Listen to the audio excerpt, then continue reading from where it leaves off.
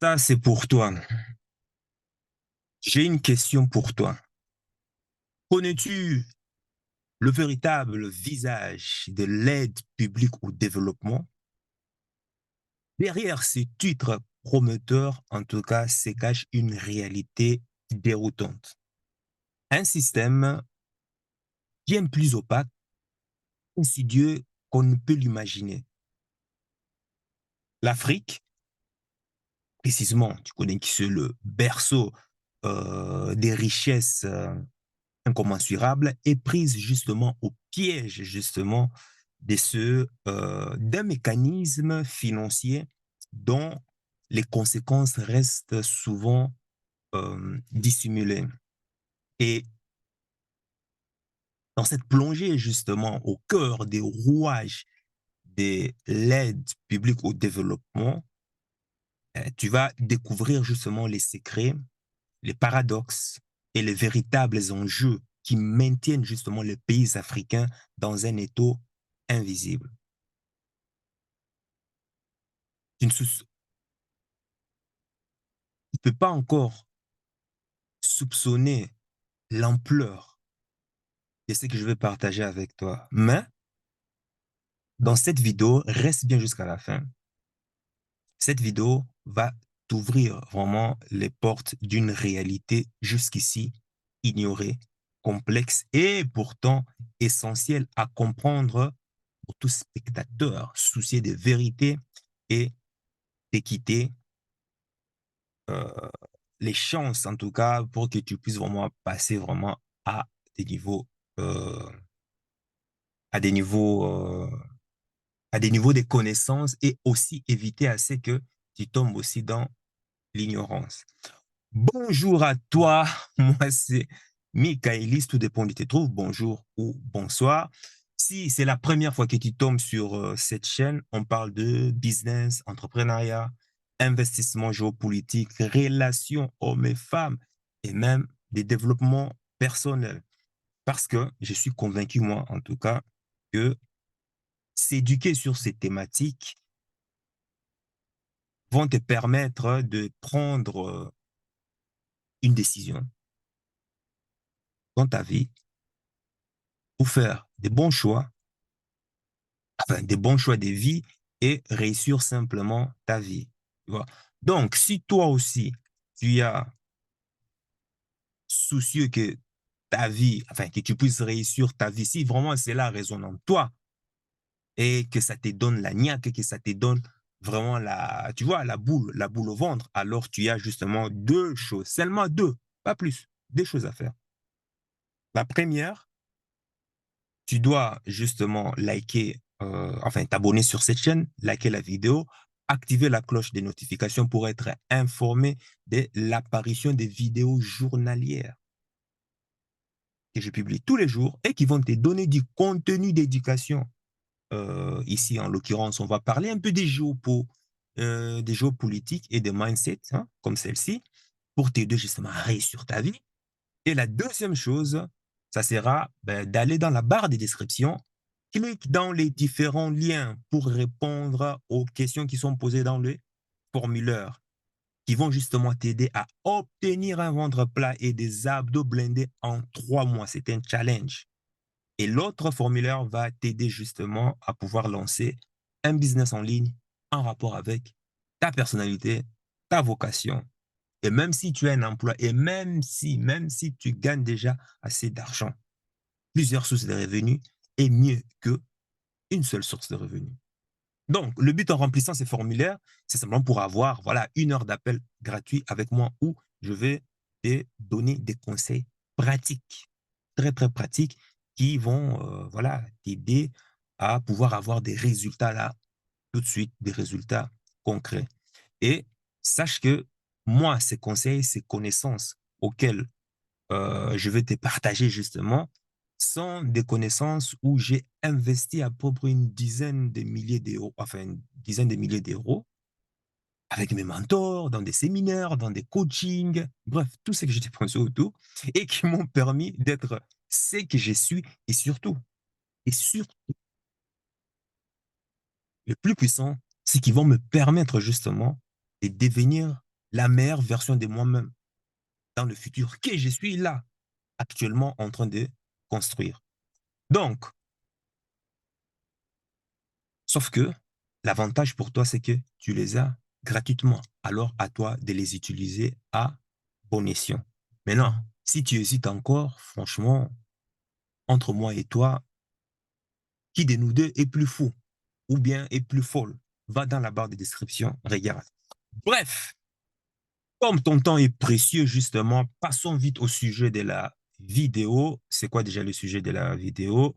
Bref, honnêtement, je ne sais pas, mais en tout cas, on va parler en fait de tout ce qui touche aux aides, de tout ce qui touche aux aides publiques au développement. En fait, on va parler du mensonge qui est autour de ces genres d'escroqueries, arnaques et surtout, le mensonge entretenu par les Français ou les Belges ou les Suisses qui croient que, par exemple, le président Macron va financer les pays africains avec l'argent du contribuable français ou bien des contribuables belges ou du contribuable suisse ou du contribuable canadien ou du contribuable luxembourgeois. Bref. Et le fait est que ben, ça donne des illusions aux gens, peut-être toi, que sans l'argent des Européens, ben, les Africains sont finis, les Africains sont rien, quoi, en fait. Donc, ce n'est que des misurés. Alors que ça n'a rien à voir du tout. Et justement ici, on va vraiment briser vraiment ces mythes, ces tabous.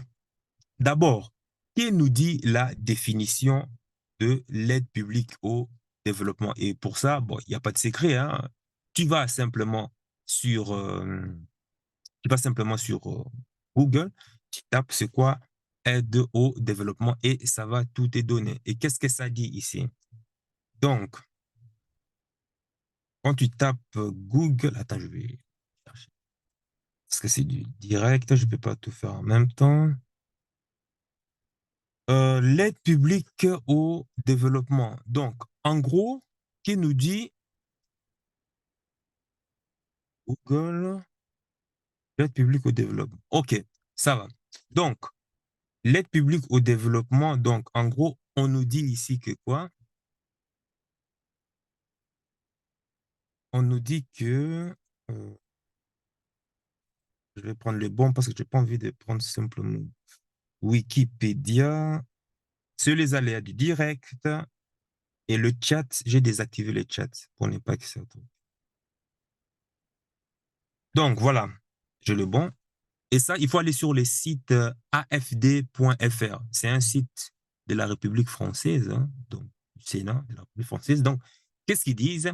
Que l'aide publique au développement ou APD désigne l'ensemble des financements apportés par les acteurs publics des pays les plus favorisés pour améliorer justement les conditions de vie dans les pays à revenus faibles et intermédiaires. Mais ces contours ne sont pas toujours connus. Tour d'horizon de quelques subtilités. Bon, bref, voilà. Ils disent que les contours, en fait, enfin, tout ce qui englobe la machine, la structure de financement de ces aides publiques au développement ne sont pas toujours connus. C'est pour te dire qu'en gros, pour te dire l'arnaque, en fait, qu'il y a derrière justement ces mécanismes. Donc, on voit d'après la définition de Google, que quoi? C'est l'aide, disons, on va prendre l'exemple de la France ou de la Belgique, plus simple, sont des pays développés qui mettent de l'argent sur la table pour pouvoir aider justement les pays qui sont justement sous-développés, comme en Afrique ou ces genres de trucs. Bref, donc, et ça laisse toujours supposer, insinuer que, ben, écoute, nous, on fait rien. En contrepartie, c'est quoi? Il n'y a que la France qui met l'argent sur la table pour pouvoir aider les autres. Mais non, non, ça n'a rien à voir avec ça. Mais non, qu'est-ce que c'est euh, l'aide publique, l'APD? En réalité, il s'agit simplement, c'est un outil par lequel justement l'économie l'économie publique française a maintenu les pays francophones d'Afrique dans le sous-développement. L'APD, concrètement, ça veut dire quoi? C'est-à-dire, c'est l'argent des pays africains qui ont des comptes excédentaires au compte d'opération de la Banque de France, qui est prêté aux autres pays africains qui ont aussi, hein, toujours dans la même banque, des comptes déficitaires d'opération. Donc, en gros, c'est l'argent des Africains prêté aux Africains. Donc, toi, si tu es français, si tu es un Français, si tu es un Belge, et que tu crois que c'est l'argent qui vient de tes impôts ou des taxes et autres, franchement, ici, détrompe-toi. Maintenant, depuis quand on peut te prêter ton propre argent et que tu te développes avec? Dis-le-moi dans le commentaire si tu as déjà vu ce genre de trucs. Sauf qu'en Occident, ça existe. Puisqu'en plus, on te prête ton propre argent et qu'on te demande justement de rembourser avec intérêt. Regarde-moi l'ironie. Tu imagines la folie que c'est? Là, fait de l'aide publique de développement, c'est-à-dire, elle déverse depuis les années 60 jusqu'à nos jours à la France, aux pays de la zone monétaire francophonie, de la zone francophone, Ouest-Afrique et puis Centrafrique, depuis les années 60. C'est déversé par la France. Et en gros, moi, je considère cela comme un système de Ponzi. En gros, c'est vraiment de la vraie sorcellerie. Compare. Depuis lors, quel est ce pays francophone aujourd'hui qui est développé? Trouve-moi un. Zéro, nada. Toi, tu t'appelles Alain et l'autre s'appelle Paul. Vous êtes frères. Alain et Paul s'en vont déposer l'argent chez quelqu'un. Alain dépose chez cette personne-là qu'on appelle la France. Alain dépose, on va prendre un exemple tout frais, 1 000 euros. Mais Paul, qui avait promis de déposer aussi 1 000 euros, a eu quelques difficultés. Donc, il dépose 500 euros. Et il sollicite justement l'aide parce que, hein, il est en difficulté. Et il remboursera justement les soldes plus tard. Qu'est-ce qui se passe? On dit à Paul, OK, tu as besoin de combien pour vraiment te relever? Il répond, Hum, il me faut 1 000 euros. On prend les 1 000 euros de Alain, on prête ça à Paul et on dit à Paul que quand tu vas rembourser, tu vas nous donner 10 000 euros. Quand tu vas nous rembourser l'argent qu'on t'a prêté là, les 1 000 euros qu'on t'a prêté, eh bien, tu nous seras redevable de 2 000 euros. Mais, en fait, le 1 000 euros qu'on t'a prêté, c'est l'argent de ton frère Alain. Mais, tu n'as rien à dire. Et si tu te mets à parler, on va simplement abréger ta vie. Voilà comment moi, j'explique en tout cas l'aide publique au développement aux enfants. De manière simple, c'est comme ça. On prend l'argent de Alain, on le prête à Paul et on facture et on récupère justement le double dessus. Donc, pour l'exemple ici, par exemple, on avait pris 1 000 euros et en plus, et comme en réalité, entre-temps, Alain a aussi, ça peut arriver, des difficultés financières dues aux aléas de la vie, Alain vient se présenter à la banque et on lui dit justement, OK, ça tombe bien, tu as ton frère Paul, il a déposé son argent ici, on va, c'est-à-dire, on va avec ça, donc on va te donner Mais tu nous seras redevable par contre de quoi? De 3 000 euros. Voilà l'aide publique au développement. L'argent des pays africains prêté aux autres pays africains avec justement un taux d'intérêt bénéficiaire pour qui? La Banque de France. Est-ce que tu as compris? L'aide publique au développement, l'APD, là, n'a jamais développé aucun pays africain. C'est une escroquerie très bien ficelée. Mais tu as beaucoup de chefs d'État africains qui prétendent que c'est un besoin, c'est une nécessité primordiale. Le plus récent, on a vu dans un pays là d'Afrique centrale, là, hein, il y avait une personnalité gouvernementale qui implorait en Mondiovision. On attend, hein, lorsqu'il y avait tu vois, il était là en train d'implorer. Ah, on attend que les Occidentaux puissent nous donner des fonds pour pouvoir lutter contre. Hein. C'est qu'il y a des conneries comme ça. Il est là, il parle en toute confiance. Hein.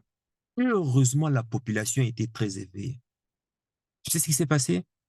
La population est descendue dans la rue, en plein Covid. Enfin, j'ai dit le nom. En plein C19, on lui a menacé sur les réseaux sociaux qu'on viendra justement vandaliser ta maison. On a besoin de personnes, on va s'en sortir avec justement l'aide des plantes naturelles que nos ancêtres nous ont léguées. Et comme on le savait tous, l'Afrique s'en est bien sortie.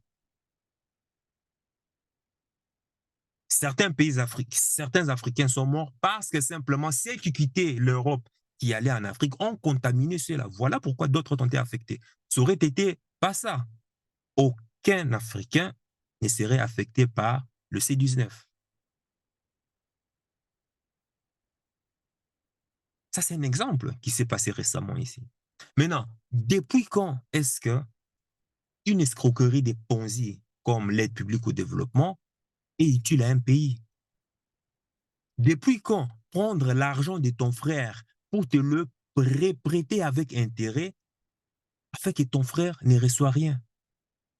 Depuis quand ça a déjà marché? Ce qui aurait été mieux, c'est que Paul, dans l'exemple que j'ai donné, aille voir son frère Alain et dire, Alain, écoute, j'ai l'impression que tu as un peu assez d'argent dans ton épargne. Est-ce que tu sais me le prêter? Au lieu que je te rembourse 2 000 € comme demande la Banque de France, je vais moi te rembourser justement petit à petit avec un intérêt, voilà, de 1 500 €, puisque tu es mon frère. Voilà ce qu'on appelle le marché financier africain. Malheureusement, en Afrique, ces grands continents n'ont pas du tout de marché financier. C'est-à-dire, tu as le Gabon, le Congo, le Cameroun, le Nigeria, ne se prêtent pas librement et directement de l'argent. On les a obligés de passer par la monnaie d'un autre qui prélève des intérêts dessus. Aucun président africain, jusqu'à ce jour, n'a jamais réussi à créer un véritable marché financier africain. Aucun, je dis bien depuis les années 60. Aucun. Trouve-moi ces pays africains. Aucun. Créer un marché financier africain avec ses compères voisins. Parce que tout le monde, en fait, tous ces pays attendent toujours des crédits de l'économie de la Banque de France. Tout le monde attend l'argent du Fonds monétaire international. Tout le monde, je dis bien, en Afrique, tu comprends bien, attend les fonds de la Banque mondiale. Mais ces fonds-là, c'est ça justement des pièges. Ce sont des pièges, ce sont des crédits revolvers. Bam!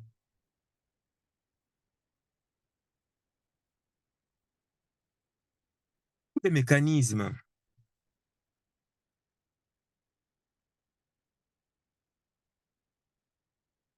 tous les mécanismes d'ONG, tous ces genres de financement et autres, FMI, Banque mondiale, ne sont pas faits pour développer l'Afrique. En aucun cas. Il ne faut pas rêver. À partir du moment, il faut savoir ceci, hein, à partir du moment où le FMI prête de l'argent à un pays, sache que c'est fini pour ces pays en question. C'est le commencement des déstabilisations des institutions pour ces pays qui bénéficient de l'aide au FMI. Les guerres et tout ce qui va concourir à faire sombrer justement le pays. Maintenant, la manière dont ils ont conçu l'aide publique au développement est fait dans un seul but de garder justement les pays africains sous des dettes à perpétuité. Le système financier occidental est responsable, je dis toujours, de l'instabilité de l'Afrique. Voilà ce qu'on appelle la néocolonisation ou bien le néocolonialisme. Autrement dit, le système de crédit, le système euh, de financement, le système de contrôle et de répression monétaire contre l'Afrique, mis en place par les Occidentaux, a pour but d'empêcher que les pays africains soient solides. Je crois que j'avais déjà fait une vidéo sur ça, où j'ai parlé de la vision de De Gaulle, avec son bras droit, Alain Foccart, par rapport aux colonies françaises en Afrique. Après la victoire de la libération de la France à la Seconde Guerre mondiale, en partie aussi grâce à beaucoup d'Africains qui sont partis mourir au nord de la France. Et c'est pourquoi je dis toujours que le partenariat entre pays est un rapport de force. C'est la loi de la jungle, même entre nous. Et dès qu'une personne a une idée de changer le système de ses financements occidental, qui va toujours à l'encontre des intérêts de la population, qu'est-ce qu'on fait? On abrège sa vie. J'ai bien dit, dès qu'une personne a ne fût-ce qu'une idée qui trottine dans sa tête, on lui règle son compte. Et tu comprends pourquoi Kadhafi a été tué. Quand un patriote s'élève pour réclamer l'autonomie du marché financier africain, qu'est-ce qu'ils font? Ils vont prendre un de tes frères, ou bien peut-être ton fils, pour le commissionner afin de se charger de toi, de se charger en tout cas de ton cas, et de faire justement, de te faire, enfin, et de faire un exemple pour toutes et tous ceux qui vont s'y hasarder à avoir avoir la même idée que toi. On fera de toi un exemple qui va horrifier le peuple d'année en année. Maintenant, quelles sont maintenant les contraintes imposées aux pays africains? On a par exemple, c'est le cas le plus flagrant, hein. Bien sûr qu'il y en a d'autres, le cas le plus flagrant que tout le monde connaît, c'est la mise en gage de certaines ressources naturelles par les multinationales ou par des investisseurs. Qu'est-ce que cela veut dire? C'est-à-dire que on vient dans un pays et on dit aux dirigeants de ces pays que votre forêt nous appartient désormais. En échange de cela, nous allons vous donner, enfin, nous allons vous prêter de l'argent pour construire des routes. Voilà le type de contrat que les pays africains signaient depuis les années 60 avec les Bolloré. Voilà le type de contrat qu'ils ont passé avec les entreprises Total.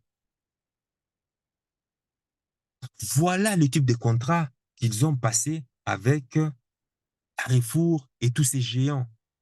Voilà le type de contrat qu'ils ont passé avec tous les grands groupes de télécommunications, tous les groupes bancaires qui débarquent en Afrique et qui s'emparent justement par la même occasion des pans entiers de l'économie nationale sur la base des contrats à gage. C'est-à-dire que, qu'est-ce fait les pays en question, les pays africains? Ils bradent des terrains, des mines comme ça gratuites à découvert, on les donne. Des forêts, des fleuves, Tout ça, on donne aux multinationales chinoises, juifs, indiens, allemands et autres. Et il n'y a que des dirigeants africains, notamment d'Afrique francophone, puisque c'est toujours en francophonie où il y a des brels en économie, des nullards de chez nullards à chier en économie. Donc, il y a de ces chefs qui, qui ont accepté, c'est-à-dire des crédits dans lesquels ils ne voient même pas la couleur de l'argent qu'on leur a prêté. Tellement le montage financier est trop complexe qu'ils n'arrivent même pas à comprendre.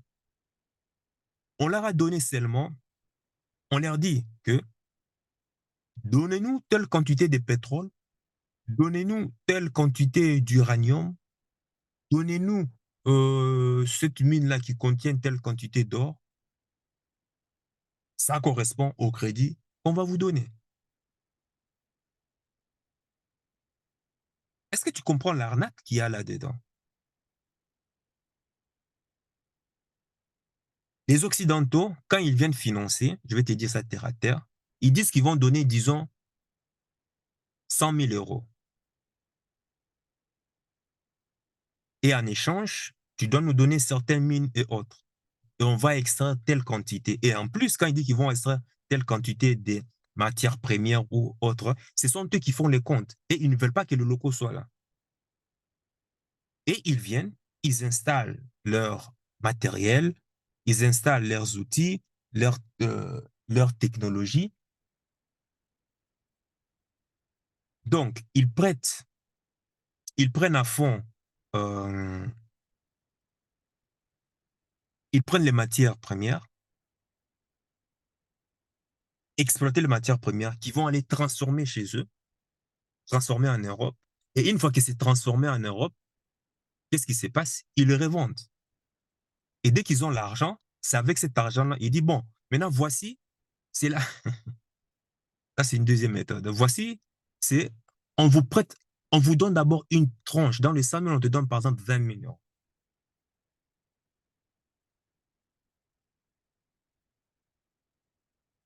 Et la première méthode qu'on avait vue, c'était quoi?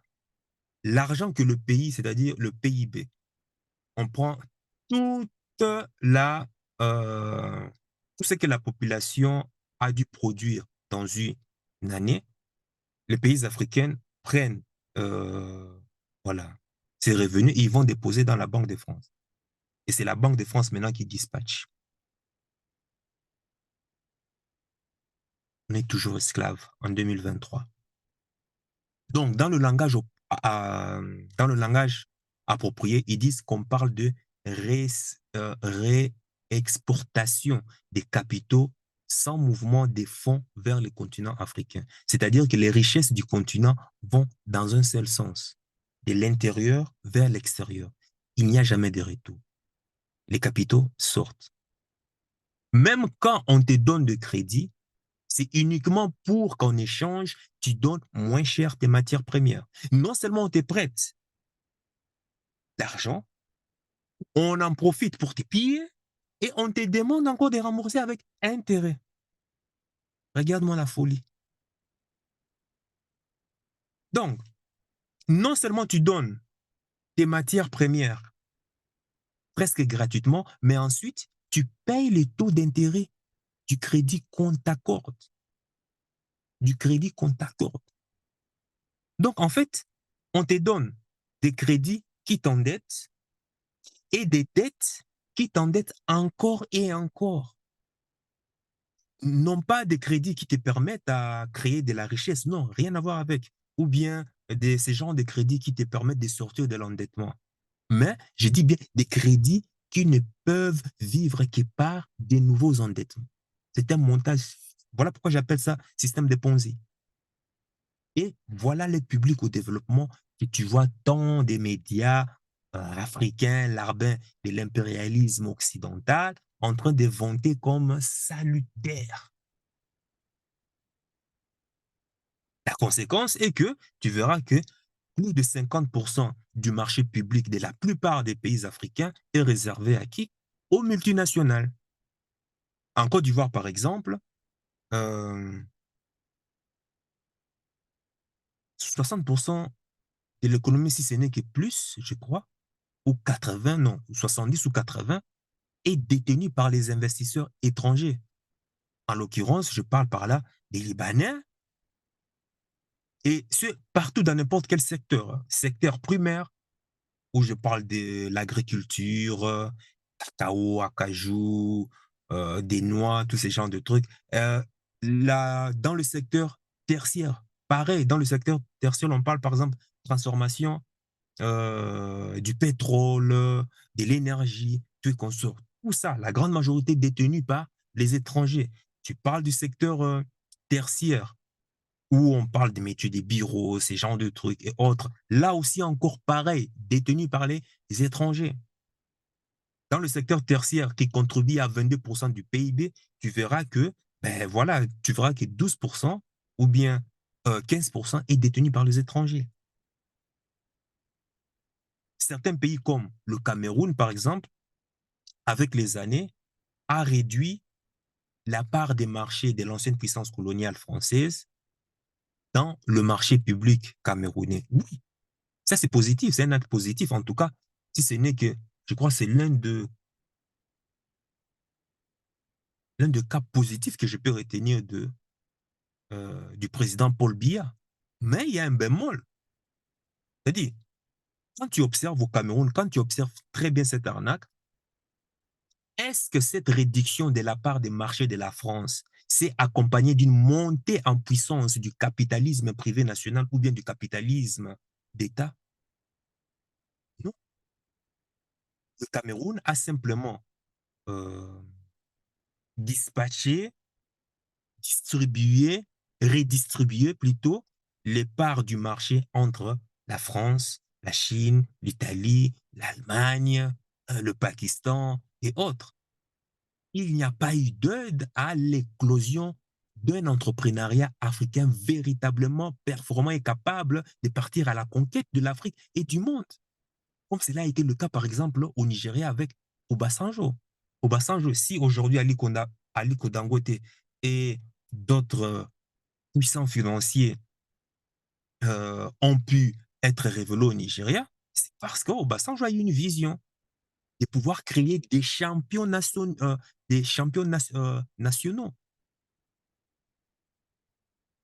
Et voilà comment les champions sont apparus. Voilà comment il y a eu des compagnies aériennes au Nigeria détenues par des Nigériens. Au Nigeria, il y a des compagnies automobiles qui sont des marques qui sont produites par des Nigériens. Et voilà comment le mania du pétrole, il y a le pétrole, il y a la bourse, et tout et consort, la cimenterie, a été justement dominé par Aliko Dangote. Le Congo, heureusement comme le Cameroun, n'ont pas produit justement des capitaines d'industrie. Certes, il en existe dans tous les pays francophones d'Afrique, mais, il y a même mais, c'est dire que ils sont dans un environnement très stressant, un environnement violent, barbare, un environnement corrompu. Et c'est dans ce genre d'environnement que les gens doivent faire les affaires. Au Cameroun, par exemple, en ne sachant même pas si leurs affaires vont survivre justement demain, et encore moins eux-mêmes. C'est dans cet environnement que les Camerounais vivent dans la confusion, la corruption, la peur, le doute, euh, l'absence, l'absence de confiance en leur pays, en l'avenir. Et c'est représentatif de la plupart des pays africains. Et c'est d'ailleurs pour cela que les espoirs, depuis déjà une année, vont au Mali, au Burkina Faso et au Niger ici récemment. Parce qu'ils ont dénoncé ces contrats léonins. Ils ont rompu avec ces contrats illégitimes qui étaient en défaveur de leur population. Et pour la première, et pour la première fois de l'histoire, trois pays s'unissent en alliance pour remettre justement en cause ces contrats pourris. Et c'est pour ça qu'ils sont combattus. Et c'est pour ça qu'ils veulent justement les éliminer. Certes, aujourd'hui, c'est une alliance sécuritaire, militaire, mais j'espère vraiment que ceci va se transformer en alliance aussi économique, juridique, politique.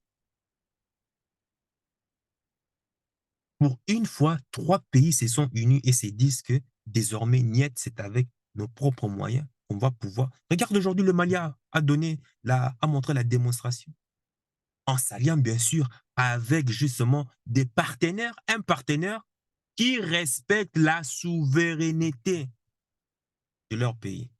Alors que d'autres, on t'impose comment est-ce que toi, tu dois vivre chez toi à la maison. Quand est-ce que tu dois faire l'amour à ta femme? Et d'ailleurs, même, on t'interdit même d'entrer. On laisse ta femme dans la chambre. Toi, on t'interdit. Toi, on te dit, dors dehors. Moi, je vais dormir avec. Je dors dans ta chambre aujourd'hui. Voilà comment l'ancienne puissance coloniale française se comporte avec euh, les pays africains jusqu'à aujourd'hui. Il n'y a que le Mali, le Burkina Faso et le Niger qui ont dit non, à partir de maintenant, niet. On veut simplement du respect. On peut coopérer, il n'y a que des intérêts, il n'y a pas de souci, mais on veut du respect. Et ça, comme je l'ai dit toujours, le chien ne changera jamais sa position de s'asseoir. Il ne l'entend pas de cette façon. Il veut coûte que coûte l'empire du mensonge, veut coûte que coûte imposer sa domination. Pourquoi?